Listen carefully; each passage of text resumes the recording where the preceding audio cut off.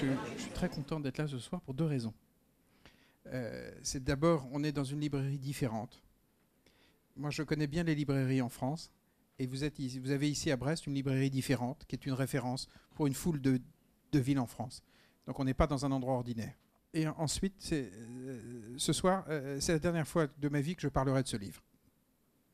Parce que à partir de demain, je vais disparaître dans un roman suivant. Et je ne me sens pas tellement l'auteur de mes romans précédents. Cet auteur-là est mort. Je n'en porte pas le deuil, je suis content qu'il soit mort. J'adore les êtres les êtres qui sont des appels de fiction. Les êtres, lorsque vous les rencontrez, subitement, vous embarquent dans un chapitre. Il y a un bruit d'une machine. Une machine à laver. Et c'est vrai que par tempérament, aussi peut-être par éducation, j'ai eu tendance dans ma vie à me tourner vers les êtres qui avaient un potentiel romanesque très, très élevé. Et Dieu merci, il y en a beaucoup. Je ne crois pas qu'il y ait beaucoup de femmes normales. Mais j'ai beaucoup moins regardé les hommes, je suis désolé. Mais c'est tout ce qui m'émeut. Il y a dans le livre une femme qui m'a beaucoup plu. J'ouvrais mon courrier et il y a une dame qui me dit, voilà, je suis à la retraite, j'étais postière. Eh bien, monsieur Jardin, vous n'êtes pas seul à faire rêver les femmes. Et la suite de la lettre était proprement sidérante. Elle me dit, voilà, nous habitons le même quartier à Paris. Je vous ai aperçu dans la rue. Nous habitons le même quartier. Eh bien, je repère dans le quartier les femmes que les hommes ne regardent plus. Ce que je trouvais d'ailleurs curieux comme concept. Qu'en savait-elle ? Et en tant qu'ancienne postière, elle avait l'habitude de parler avec les gardiens et les gardiennes d'immeubles. Donc elle se procurait le nom. Elle avait l'adresse et le nom. Et elle m'expliquait-elle dans sa petite lettre, elle me disait, voilà, je les fais rêver, je leur fais livrer une fleur ou un bouquet avec une lettre d'amour anonyme. Comme ça, quand elles sortent de chez elles se disent, un homme me regarde. Quand moi je reçois ce genre de lettre, j'appelle tout de suite la dame et je l'invite à déjeuner. Donc elle arrive et on s'est vu pendant un certain temps et j'ai écrit avec elle les lettres d'amour anonymes.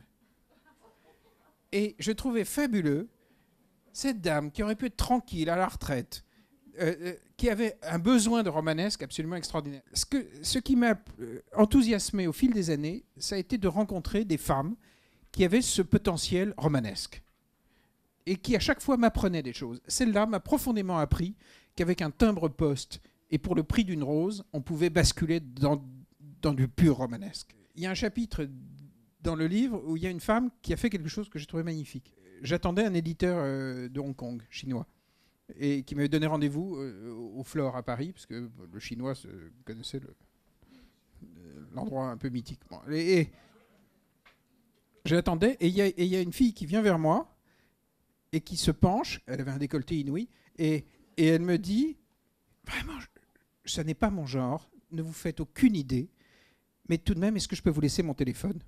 Et elle a insisté, elle m'a dit, si. Vraiment, j'insiste. Je vous laisse mon téléphone. Et elle a sorti son téléphone, l'objet, elle l'a posé sur la table, et elle est partie. J'étais brusquement entré dans un chapitre. C'est-à-dire qu'il y avait une fille qui, soi-disant, s'offrait, et qui, en fait, me mettait à sa merci, puisqu'elle pouvait me joindre. Elle pouvait appeler son propre téléphone, alors que moi, je ne pouvais pas la joindre. C'est-à-dire qu'en un quart de seconde, elle m'avait mis échec et mat. Et j'avais été manipulé. Et alors, évidemment, dès que je tombe sur quelqu'un comme ça, d'abord, il y a un éblouissement, c'est-à-dire que je me dis, ça veut dire que la vie peut être recèle ce potentiel d'aventure. C'est-à-dire que vous pouvez être dans un café, qu'il y a une fille qui arrive, et ça, dès qu'il y a un moment romanesque à l'intérieur de la vie, ça me rassure. Et je me suis retrouvé avec ce téléphone, et je me suis dit, tiens, on va écrire le chapitre suivant. C'est-à-dire, je ne vais pas accepter de me faire manipuler. Et donc, elle avait un téléphone assez sophistiqué, qui a une fonction que le mien n'a pas. On pouvait envoyer un SMS à la totalité de son répertoire. Donc j'ai invité tout son répertoire à venir dîner chez moi en disant, voilà, j'adore fêter 2 fois mon anniversaire dans l'année, ce soir, et j'ai mis mon ancienne adresse, rue des Batignolles à Paris, avec le code pour entrer à l'intérieur de l'immeuble. Et je suis rentré chez moi et j'ai dit à la femme que j'aime, je lui ai dit, il va y avoir du monde ce soir peut-être. Et elle m'a dit, qu'est-ce qui se passe? Je lui ai raconté, ça lui a déplu. Et elle m'a dit, mais pourquoi tu ne m'as pas prévenu? Je lui ai dit, tu aurais dit non. Et donc, les gens ont commencé à arriver. Et c'était du personnel d'Air France. Et puis, au bout d'un moment, on est parvenu à la joindre. Et elle est arrivée. Et brusquement, cette scène de comédie a viré au drame. On a appris qu'elle avait un cancer très grave. Et que depuis qu'elle était au courant, il y avait des formes d'inhibition qui ne l'intéressaient plus. Il y avait un raccourci dans la vie. Elle était pressée. Et brusquement, on s'est tous regardés et on s'est tous demandé, mais qu'est-ce qu'on attend, quoi? On attend d'avoir un cancer, quoi. On attend d'être dans une forme d'urgence. Qu'est-ce qu'on attend, quoi, pour exister, pour foutre de côté nos peurs, Et donc, cette fille nous a rendu à tous un très grand service. Enfin, nous a montré la vie comme elle la voyait. Et au fond, il n'y a rien de plus émouvant qu'un être qui vous montre la vie avec des yeux particuliers. Et là où l'histoire est encore plus belle dans la vraie vie, parce qu'elle elle est encore plus belle que dans mon livre, j'écris le chapitre et je laisse entendre qu'elle est morte. Ce que je pensais, et puis il y a quelques semaines, j'ai reçu une lettre, je l'ai appelée, elle est en rémission. C'est vrai que prétendre rendre compte d'une personne réelle, ça relève de la folie. Au vrai sens du terme, vous ne pouvez pas décrire réellement quelqu'un. Ça n'est pas possible. Vous en êtes réduit à affirmer votre pauvre point de vue. Et donc ce qui est merveilleux lorsqu'on a la chance d'écrire, c'est qu'on peut affirmer ce point de vue. Il y a une conversation avec ma maman dans le livre où je lui dis, mais au fond, maman, est-ce que le réel se trouve dans le corps observé ou dans l'œil qui regarde? Ça me paraît évident que c'est toujours dans l'œil qui regarde. Il n'y a pas un événement qui ne change de coloration. Il n'y a aucune stabilité. 93, aujourd'hui, 1793 est une boucherie. Il y a une époque où on donnait à Robespierre des noms de lycées.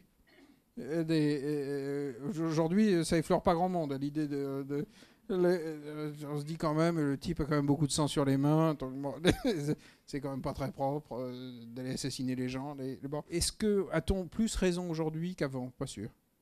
Et vous dites à un moment, à chaque fois qu'une interlocutrice m'a dévoilé le roman qu'elle produit pour tolérer sa vie, je me suis senti médiocre écrivain. Il y a plutôt des lectrices qui appliquent les chapitres et qui m'écrivent pour me dire comment ça s'est passé. Voilà ce que mon mari a fait. Il a été moins bon que votre personnage ou au contraire, et il s'est montré plus créatif. Vous parlez d'une autre éditrice qui s'appelle Françoise et qui vous donne une belle leçon justement sur l'illusion dans le roman. Oui, c'est une scène très importante.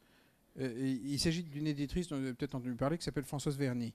Et Françoise, un jour, on était dans le jardin du Luxembourg à Paris, et dans le jardin du Luxembourg, il y a un grand bassin où on peut louer des bateaux à voile avec un bambou pour les récupérer. Et j'avais loué un bateau, et je discutais avec Françoise, on était assis, elle dirigeait Flammarion à ce moment-là, et les bureaux de Flammarion ne sont pas très loin du Luxembourg.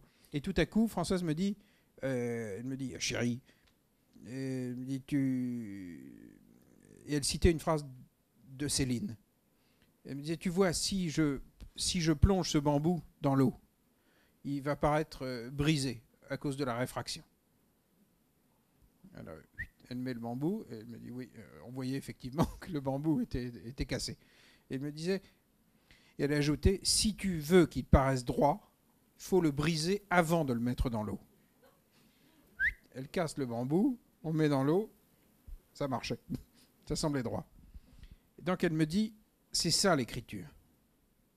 Si tu écris directement ce que tu sens, il n'est pas certain que la personne qui va lire le livre va ressentir. Donc il faut trouver une façon ou une autre de briser le bambou. Donc elle m'a dit, ne viens pas m'emmerder avec ta sincérité. Je disais, mais c'est quand même un peu brutal comme considération. Elle m'a dit, non, tu es là pour écrire. Et donc dans ce livre, à peu près chaque portrait est un bambou brisé. C'est-à-dire que chacune de ces femmes est prise dans un moment particulier qui restitue ce qui me paraissait le plus important. à la fin mon père était en train de mourir en 1980. Il avait un cancer généralisé. Il avait des métastases partout et il avait 46 ans et maman 44. Et puis un jour, maman est arrivée à la maison avec un portrait de leur couple. Elle a défait le papier et j'ai vu mes parents âgés. Elle avait fait peindre leur couple vieux au moment où mon père allait mourir. Donc, elle voulait qu'ils se regardent tels qu'ils ne seraient jamais ensemble. C'était un moment invraisemblable. C'était très, très étrange. Il y avait une sorte de défi au temps. Il y avait la volonté chez elle de vivre toute la course d'une vie malgré le destin. C'était un moment incroyable. Et en même temps, c'est tout ma mère, cette scène. Parce que les gens qui ont une grande capacité à créer du fictif, en même temps, nous apprennent beaucoup de choses sur le réel, sur le fonctionnement du réel. Pour être très honnête, je ne me sens pas tellement propriétaire de mes romans. Le film Le Zèbre je ne l'ai pas réalisé, a été réalisé par Jean Poiret, juste avant sa mort. Et en plus, dans des circonstances très bizarres, parce que la femme est jouée par la propre femme de Jean Poiret. Or, l'histoire est l'histoire d'un homme qui reconquiert sa femme après 15 ans de mariage. Et donc, Poiret mettait en scène, alors qu'il sentait qu'il allait partir. Il y avait un double jeu tout à fait surprenant. Mais je crois que c'est surtout ça, ce qui m'a ému. Que Poiret se soit servi de mon sujet pour parler à sa femme. Pour tout vous dire, le personnage que j'avais en tête, je ne sais pas si vous avez vu Jacques Brel dans Mon oncle Benjamin. Pour moi, le zèbre, c'était le Brel du Mon oncle Benjamin. C'était ça. C'est-à-dire, Brel, c'est quoi? C'est cette drôlerie inouïe et cette gravité profonde. Mais je ne me sens pas propriétaire. Le rêve du zèbre ne m'appartient pas. Tout le monde peut avoir envie de reconquérir sa femme après 15 ans de mariage. C'est pas une posture. Sincèrement, je ne me sens pas dépositaire de mes livres. C'est pour ça que là, on va clore. Et l'auteur de Chaque femme est un roman disparaît. Voilà, je suis content de l'avoir enterré avec vous. Merci beaucoup, Alexandre Jardin.